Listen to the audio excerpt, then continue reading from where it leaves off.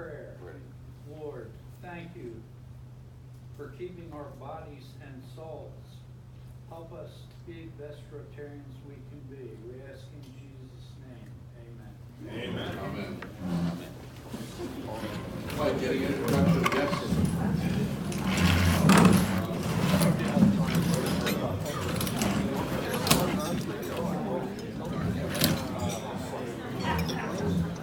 Good morning, Emmaus Rotary. Good to see everyone here today. I have to do the introduction of guests, and it's unusual. I don't think we have any guests here today. Are there any guests that didn't get signed in? So what I'd like you to do is just turn to the person next to you and say, good morning. It's good morning, everyone. Good morning. Thank you, Mike.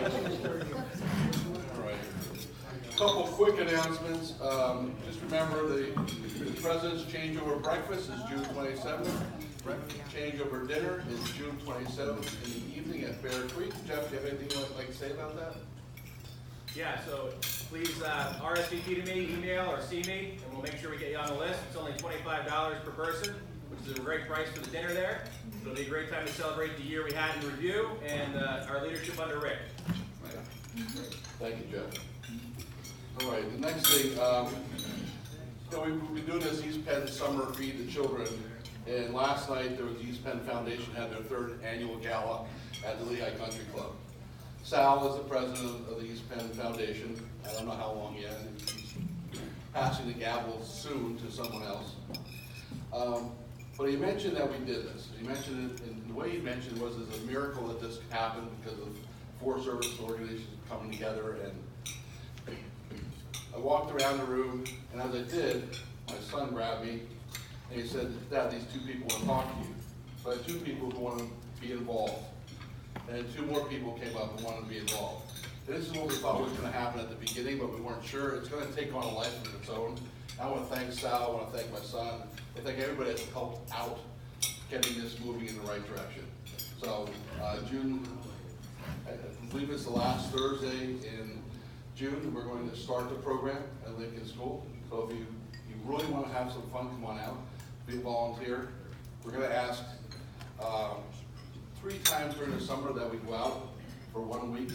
There'll be 2 lunch times from 11:30 to 1:30. The kids will come for just an hour. They'll have their lunch and we'll read to them for an hour. Then we'll be on our way, we'll clean up. So what you need to do for that though, however, if you want to be a volunteer, you have to go to East Penn School District Community Relations page. You got to fill out the 3 clearances you need to be a volunteer.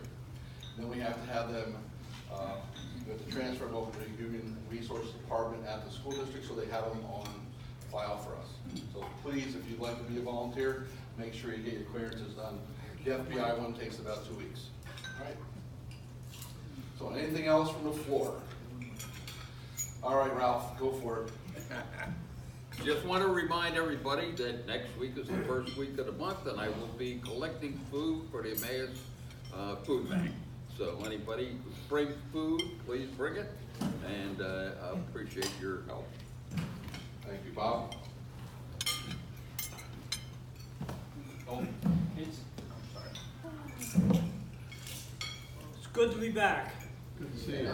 Thanks for the cards and the letters.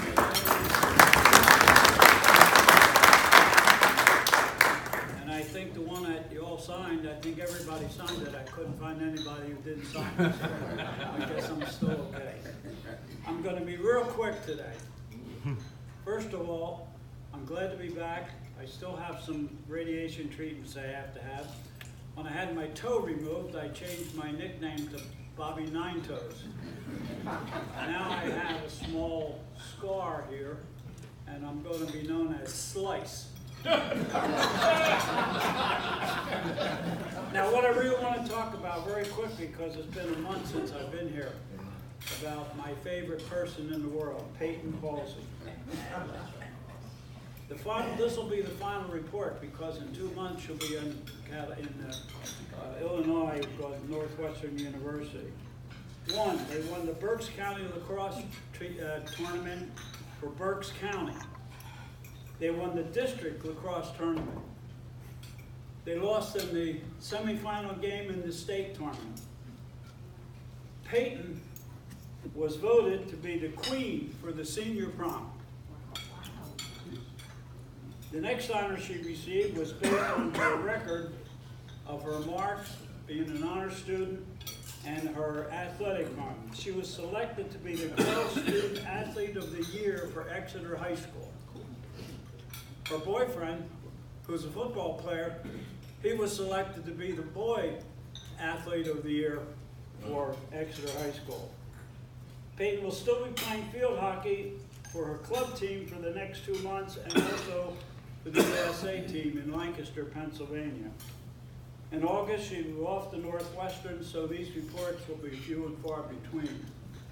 Just to let you know that I only have 3 grandchildren. I don't talk about it as much because they're in college and out of college, but I do have 2 other grandchildren. Owen, who is 21, just graduated from Temple as summa cum laude in his graduating class. In the last 2 years, he's been working a couple days a week or nights a week at CHOP, the Children's Hospital in Philadelphia. He's been there. He's now been offered a job at CHOP. Not too bad. He gets $800 a week to start. That's a pretty good job. My 3rd grandchild, which I hardly talk about because he's so busy and he lives in Washington, D.C., he graduated from American University in Washington 3 years ago with a degree in theater and a degree in journalism. His plan is to be the next Clark Gable or Perry Como, one or the other. He's building the graduation so they can go on to New York or Hollywood, but it takes 2 or 3 years after college to build a big enough resume that you can even talk to the people in the professional thing. But he has appeared in Washington in 7 plays that he was paid for, so he's in the guild. But he also teaches a class of 4 to 7-year-olds how to be in the theater and play. He's written a dozen plays, produced them, directed them, and for the kids. So he teaches a class on that. So that'll be the last report on Peyton until she gets to Northwestern, and then I don't know if I'll have as many reports.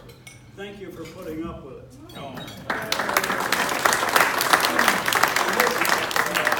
$5 for the thing. I took almost as long as Roger's speech. Not quite. The entree. I have 10 happy dollars because this week I became a grandmother. Wyatt Joseph was born on Saturday, 8 pounds 3 ounces, and hopefully 20 years from now I'll be able to have hopefully even just half as many accomplishments as Bob's grandchildren. So super excited. Jim. Yeah, do's or do, contact me, got questions. Sal. If I could just tag on to the program that our president was talking about is Feed East Penn students, FEEPS. And I want to just mention some dates because they're going to come up quickly, even though we're going to do this in conjunction with the Lions Club, the Lionesses, and Kiwanis. Our turn as a Rotary, Emmaus Rotary, is the week of June 25th. It's actually, 25th is a Tuesday. So we're doing it Tuesdays and Fridays. We're doing the program that Rick mentioned. It's about 11:30, we're not sure, 11, maybe 1:30, we're not sure. But we have to pack the food before that. So we have a packing date and within those 2 days. So the 25th and the 28th of June are the first dates coming up. Just for your own record, it's also the week of 4th of July. We have July 2nd and July 5th on our calendar, and then August 6th and August 9th are our dates as a Rotary. So we need 5 people each day, just for those core hours, if you can help out. So what we're going to do is I'm going to talk to Mark Grill. We'll put it in the trumpet for a sign up. And again, if we get too many, we'll shift you around. But or you can just see me and sign up for any of those dates. And it won't take very long. It's reading to the kids. Not everybody has to read, but we need 5 people there. And I'll tell you how to sign up for your clearances as well. So thanks. Thank you, Sal. Doug, I can't see that far back. All right, Mark's not here, so it's been passed on to me to talk about this morning, the poker run coming up on June 29th. Get a sign-up sheet on your table. We need assistance with folks at the different stops, locations, and also, food serving and other operations at the post-ride party and whatnot. Also, we're still looking for, and that time's cutting short because I have to order the cups. Still looking for sponsors for the, we have one 750 spot left, which is a food sponsor. And I have three 300 spots left. $300 sponsor gets your name on the cup and the big banner and everything else. And of course, we have an unlimited number of $100 sponsors, which has been very popular this year. So if you can help out, you know, whether help it out on the day of or spread the word or whatnot, that's the biggest opportunity for us is to get the word out to the different riders. I went down to McCungy VFW. I think I was the only one there not wearing a motorcycle t-shirt, and I handed out a bunch of the business cards that we have with the dates on it. So if you know anybody who rides or just wants to come out and listen to Sarah Ayers and James Supra, come on out. It's going to be a great day for a great cause. Doug, what's the date again? June 29th, Saturday, June 29th, and that is rain or shine. We do have tents that we put up. Thank you. Bill? Just a quick comment to follow up Doug's comment. Next Thursday is going to be a presentation by Tales of Valor, which is the beneficiary of the ride this year. And it's a phenomenal program, so if you can get here next week to see it. If you're interested in where it's going, that is the program. Thank you. Any other announcements? We'll have the raffle next. Okay, here I go. Hold on. Unfortunately, we didn't have a greeter today, so Steve stepped up. Well, I'm not sure he stepped up, but he's here. It's 7:30. It's 7:26. Okay, Bill. Where were you at 7 o'clock? He really wasn't on the list. I have no idea who was. What are you saying? I was on the table? I was the greeter. I had the thing on. I'm on the executive committee. I Come on, don't do that stuff. 850. Where do you have to go? Can you say that again? 850, 850. Going once, twice, three times. 862. Wait, no, I'm not. Sorry. Yeah, sorry. It's all right. No, Uncle Mom's got it. This is for Ralph. Yeah. 876. Gary. No, this is Ralph's. Oh, that's okay. 876. Gary got it. Gary, okay, great, we have a winner. I can leave this table, thank goodness.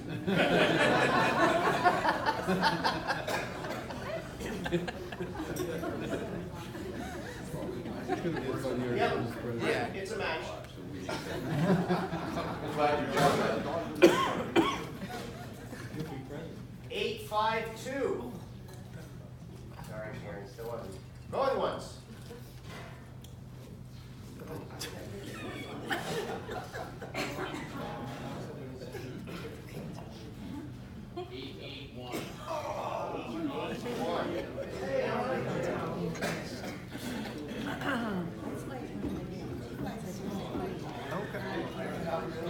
Yep, Rick, it's a match. Thank God.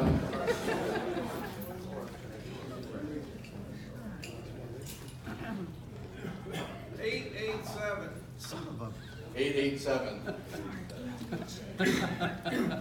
Anyone? There we go. Congratulations. Thank God that's over. All right. Our Sergeant at Arms has a severe case of Yep, poison Rick, it's a ivy. match. We're done with you. Our Sergeant at Arms has a severe case of poison ivy, so he couldn't make it today.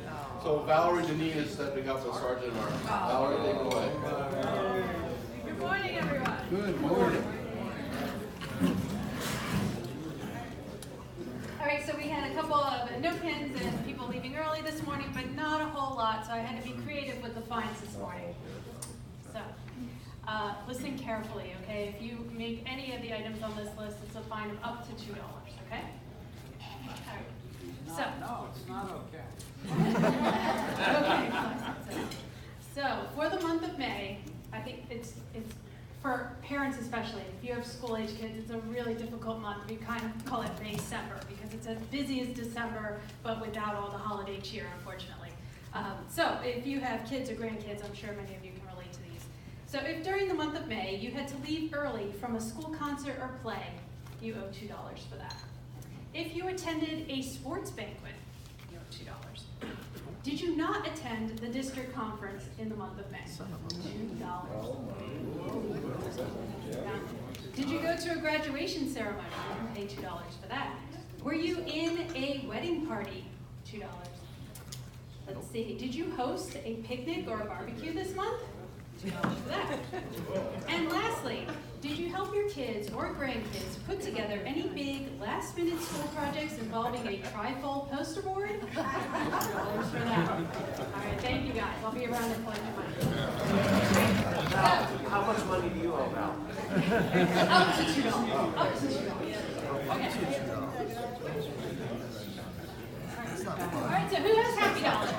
No, I don't have a happy dollar. You missed. I have my logo shirt on today because I get to go to the office and deal with the 800 hail-related phone calls. And then I get to go out and look around and look at stuff and go, there, it's going to be fine. The adjuster will be along presently. So I'd like to remind you, when you're out, you might see the good hands guys and maybe the good neighbor guys, but you aren't going to see any lizards, and I guarantee the flow will not be in the lead. Think about that next time your policy comes up for renewal. What about me? But he came when left with the hand. Gary, do you have a happy dollar? So I do the $10 back, but because I was supposed to be on the table this morning, saw it on Tuesday, forgot, showed up late, so. Thank you for the $10, Gary. Alicia. This is not happy dollars, this is just an announcement. If anybody's going to the district conference and has not bought a ticket yet, please buy one for me. My husband is not gonna be able to go in. There's no refundable, so if anybody needs a ticket, I have one. Please buy it for me. Thank you. Do you mean Hamburg? The changeover, I'm sorry. Oh, changeover. The changeover. I'll The buy it district from you. changeover. I'll You buy buy it it for me, thank you so much. Bill? I have a $2 fine. I just realized why there was confusion. I agreed to step up and be the greeter for Bob. I completely forgot about the raffle, so that's why Steve probably stepped up and did it. So. That's right, that's why I stepped up, Bill. That's $2, Steve. So good deed, like I say. Joe? All right, I'm not going to get real philosophical about mothers and fathers, although Father's Day is coming up in June. But last Friday, I cut my thumb. Nice cut, and you realize how much you need all 10 fingers, you know, to do just a lot of basic everyday things. So go out and enjoy all the extremities you have today. Well, we got Bobby Nine Toes up here. Happy dollars. I had the honor of being in the PTL Center last night and saw my youngest granddaughter win the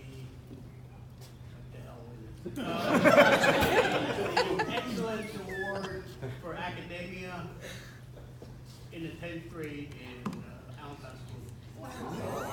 Very good. She's expected to get more awards for school.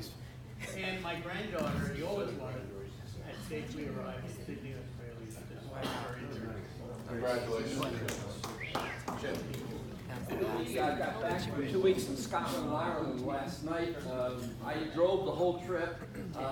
They drive on the wrong side of the road. They sit on the wrong side for the driver's seat, and the shifter's on the left. And there's almost no automatic transmissions over there. It was a great time. Must have been a heck of a ride over the Atlantic.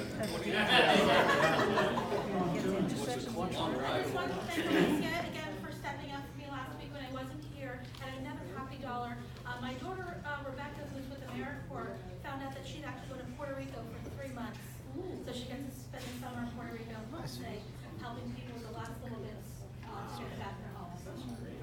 Congratulations. David? Good morning, good morning. So, a bunch of fellow riders and I headed out to the southeastern part of Ohio on our motorcycles. We left last Thursday, and I came back a day early, which was on Tuesday. we did 1,500 miles in what they call the Windy Nine, which is 1,000 miles of roads all around southern Ohio. It was a fabulous ride, all twisties and et cetera. And the reason why I came home early was, by the way, we didn't get caught in any rain until I was 15 miles outside of Allentown. But it was worth it because yesterday was my 36th wedding anniversary. So I celebrated that, and that's the reason why I came home. It was a good trip. Good idea. Good idea. Yeah, David, it was a really good idea. You came home early. Stephen, you'll be the last person. Thanks, Rick. Hey, Bill, now you said you were covering for someone on the front? Bob asked me to step up because he has a broken toe and didn't want to stand. Like I said, I completely forgot about the route. Gotcha, okay. Yeah, that's just all I wanted. And Laura had no clue why I was standing there. We're a heck of a group, guys. It's okay. All right, we're going to move on. I have Mike Liddell introduce our guest speaker. Not that you guys have ever seen him before. Thank you, Rick. This morning we are. It's just a really nice honor to have one of our own give us a speech. He does it, but not every year, Roger. I think you give us a sort of State of the Union message here, which I always appreciate. I always appreciate how Roger does this. So you have heard his introduction. He's given me a few things to say. To just, for those of you who may not know Roger, like most of us do. Dr. Roger Whitcomb was a professor at Kutztown University for 35 years, director of international studies for 14 years. He's a resident of Emmaus. He was in the political science department, and he was on borough council for 8 years, 39 years a Rotarian. He was also one of the founding members of the Emmaus Remembrance Garden, which is how I really got to know Roger certainly very, very well. And he was the president of the faculty union for many, many years. So without further ado, Dr. Roger Whitcomb.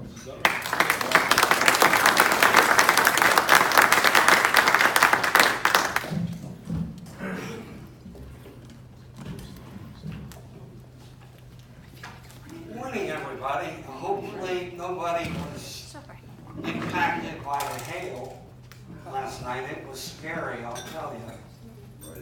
It rained and rained. Thank God we weren't hit by a tornado.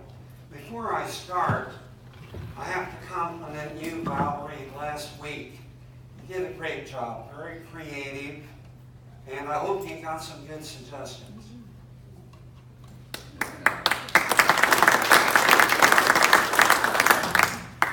I've been doing this so-called State of the Union, my goodness, for 25 or 30 years, and it is nonpartisan in character. Whoever happens to be the incumbent in the White House, Republican or Democrat, makes no difference. I take a look as a political scientist at how we're doing in the world and, more importantly, the major issues with which we have to contend. For 3/4 of a century, the world has been governed by what has been called a liberal global order.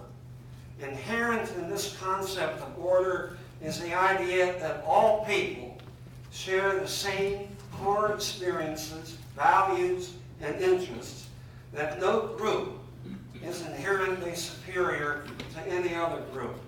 Cooperation is therefore more sensible than conflict. Out of the ashes of the Second World War came the idea that the best way to foster such cooperation is to facilitate the movement of ideas, goods, money, and people across the globe. Though the global liberal order has had its issues, and has proven to be, in my view, superior to any others. The liberal world order of the early 21st century is more prosperous, more healthy, more peaceful than ever before. For the first time in human history, starvation kills fewer people than obesity. Plagues kill fewer people than old age. And violence kills fewer people than accidents. To really get an accurate picture of the world today, you have to count. The world in earlier decades had more deaths from war, more deaths from homicide, infectious diseases, and terrorism, more poverty, dictatorships, and nuclear weapons, more air and water pollution in rich countries, and more cooking smoke and contaminated water in poor countries. Over the past 75 years, life expectancy across the world has increased from 30 to 71 years. Extreme poverty has fallen from 90% to 10%. Literacy has risen from 13% to 83%. And as we all know, Rotary has played an important part in all of this. The share of people living in democracies has risen from 1% to 2/3 of the world's population.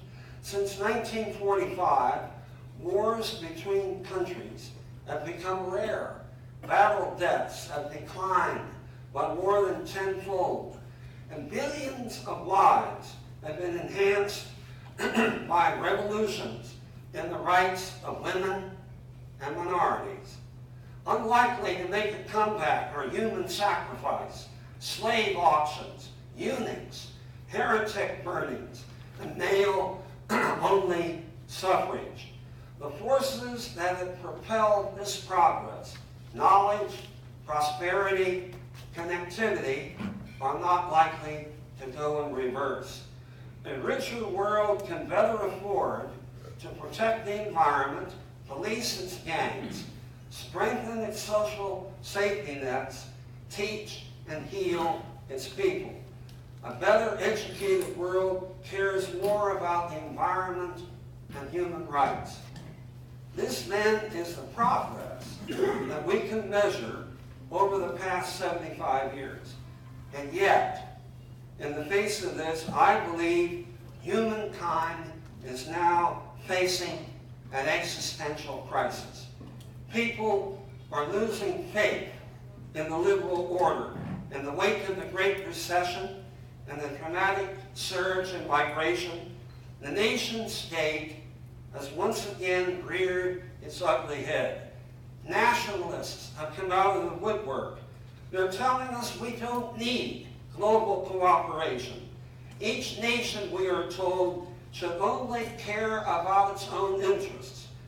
They should have few, if any, obligations toward the rest of the world. The real world fallout from this can be seen recently in governments throughout the world restricting immigration, imposing higher tariffs, censoring foreign ideas, and turning their countries into walled fortresses, all in the name of nationalism. This nihilistic position, in my view, is nonsensical. Like it or not, humankind today faces 4 common problems that make a mockery of national borders. These problems can be solved only through global cooperation. I'm referring to the threat of nuclear war, terrorism, climate change, and technological disruption. To successfully confront these 4 challenges, we need more rather than less global cooperation.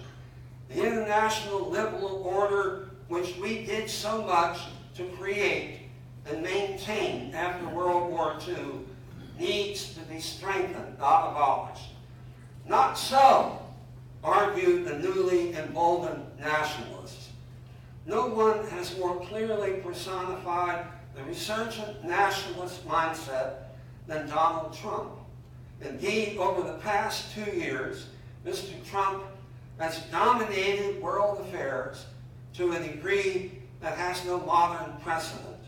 Whether you like him or not, the bottom line is this: the leader of the free world is the embodiment of an angry, populist backlash to politics as usual, both at home and especially toward the outside world. Mr. Trump's worldview represents a zero-sum, grievance-laden, mercantilist nationalism. As such, it marks a wrenching change from that of his predecessors, both Democrat and Republican, and from our traditional role in the world after World War II. To his critics, Trump has been a catastrophe, a man whose abuses of power and divisive rhetoric threaten the fabric of American democracy. To his supporters, he is necessarily tough. Yes, boorish and embarrassing at times, yet someone who has delivered a roaring economy and called time out on an outdated global order. He has shaken up geopolitical stalemates, such as the standoff over North Korea's nuclear weapons. He has forced a reckoning, and I think long overdue, on long-standing problems, whether it be China's cheating at global trade rules or our European allies' paltry defense spending. Both sides acknowledge he is a wrecking ball. An issue is whether the destruction he has wrought is creative or really damaging. I would argue the evidence so far points to somewhere in between. In foreign policy, the damage from the wrecking ball has been obvious.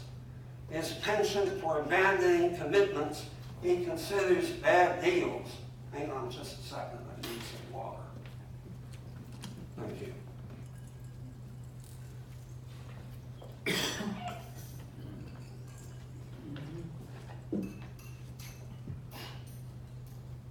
His penchant for abandoning commitments he considers bad deals has caused America to pull out of a remarkable number of international agreements, from the Paris Climate Accord, the Iran nuclear deal, the Trans-Pacific Partnership, and indeed the Universal Postal Union, something that is not well known.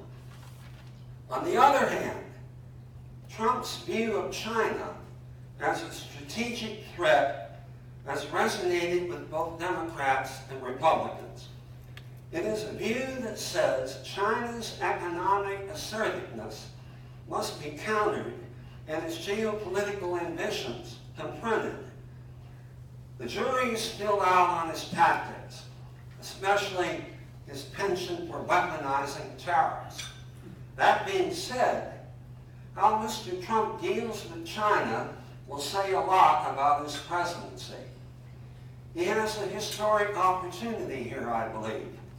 A far-sighted president would see it as a real chance to remake the world's relationship with China. For that to happen, he will need to enlist allies to work within the World Trade Organization to reshape global trade rules. He will need to bolster our military alliances in Asia to counter any imperialist Chinese actions. He will have to pivot from 2 years of wrecking ball tactics to make a start at building a new world order, one in which America and China work together to solve common problems. Whether he will actually do that, we simply don't know. In the Middle East, Mr. Trump has behaved erratically, not unlike all of his predecessors. On the one hand, his clear preference has been to remove any remaining troops from the region. And yet, events sometimes compel him to take action, as he did last week when he authorized another 1,500 troops to be sent to the region. But his heart tells him to get out and let sleeping dogs lie. In this, after almost 20 years of American involvement in the region, he has the support of the American people. I believe, however, that would be a mistake. I think we need to keep at least a residual military force in the region.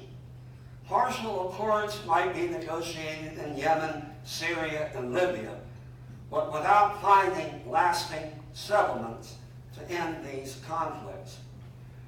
Mr. Trump's so-called peace deal between Israel and the Palestinians has yet to get off the ground, nor is it likely to.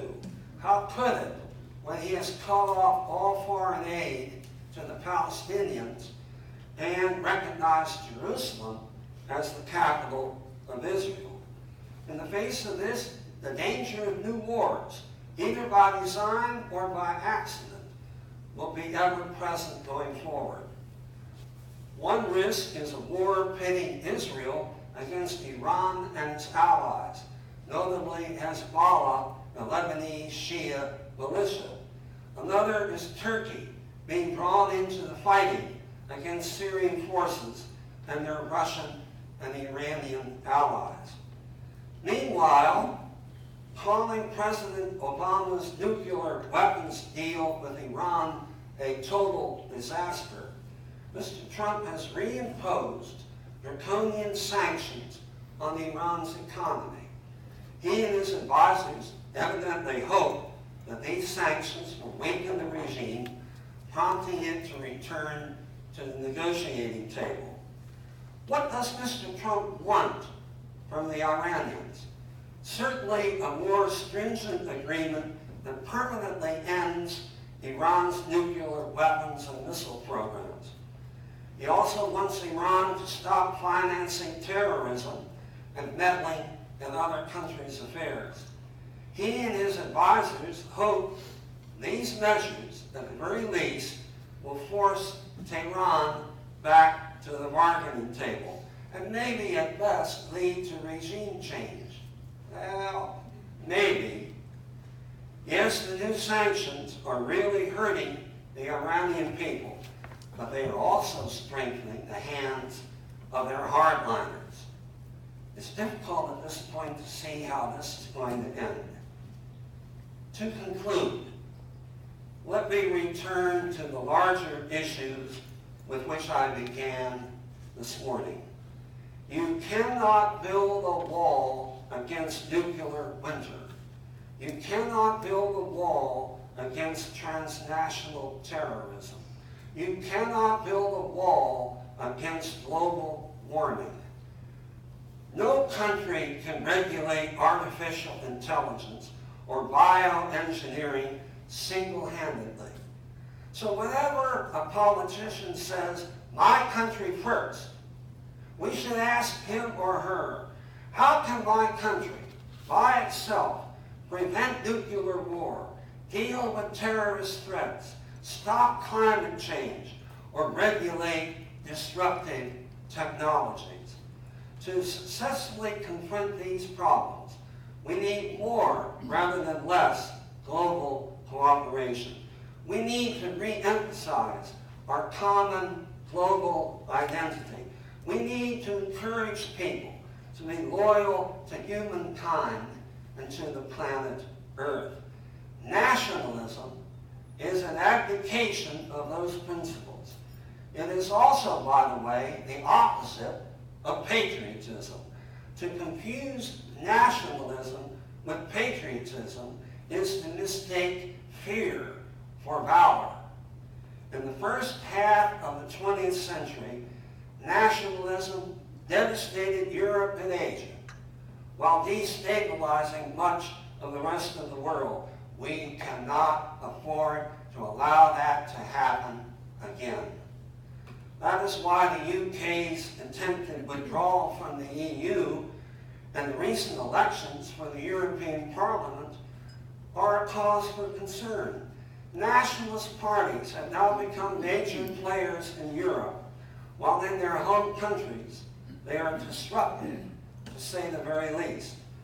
Remember, the drive first for a European common market, then later a European Union, all of that took place for a reason. Twice in the 20th century, Europe was convulsed by major wars pitting nation state against nation state. Tens of millions of Europeans died. We lost 444,000 men in World War II. There is nothing sacrosanct about the nation state. God didn't hand down the nation state to humankind on some mountaintop. 1,000 years ago, the nation state did not exist. Nations appeared on the world stage in order to deal with large-scale problems that smaller tribes could not solve themselves. 1,000 years from now, the nation state will have disappeared, to be replaced by something else, hopefully something better. That is why the current situation, I believe, is so troubling. Be that as it may, the confrontation between globalists and nationalists is likely to be the central theme of world politics for some time to come. Stay tuned, everybody. We're in for a bumpy ride. Thank you.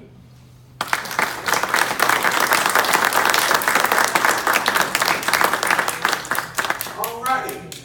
Yes, sir. You mentioned about the immigration and all that.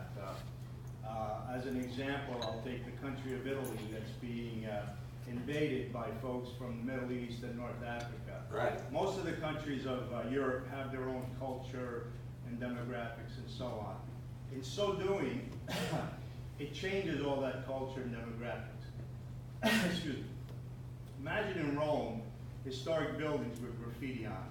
Italians wouldn't do that. It's the folks that are coming outside the country. So I think that's not a good thing. And that's just a comment rather than a question. I appreciate that. And of course, the flood of refugees from Libya and North Africa as a result of the Syrian conflict, etc., has been overwhelming for many European countries. And different European countries have reacted differently. For example, Angela Merkel's Germany, they welcomed many of these refugees. On the other hand, Viktor Orban's Hungary, they put up a wall. I suppose you're getting at the bottom line. Is immigration, migration, call it what you want, healthy? Is it a good thing? I believe it is. And if you look at recent public opinion polls in the U.S., the majority of the American people favor immigration. That is what made our country great. The question is, of course, whether you're dealing with Mexico. And by the way, over the last 5 years, more Mexicans have left the United States than have come into the United States. But we're talking about Central America, the so-called triangle down there. How do you deal with that?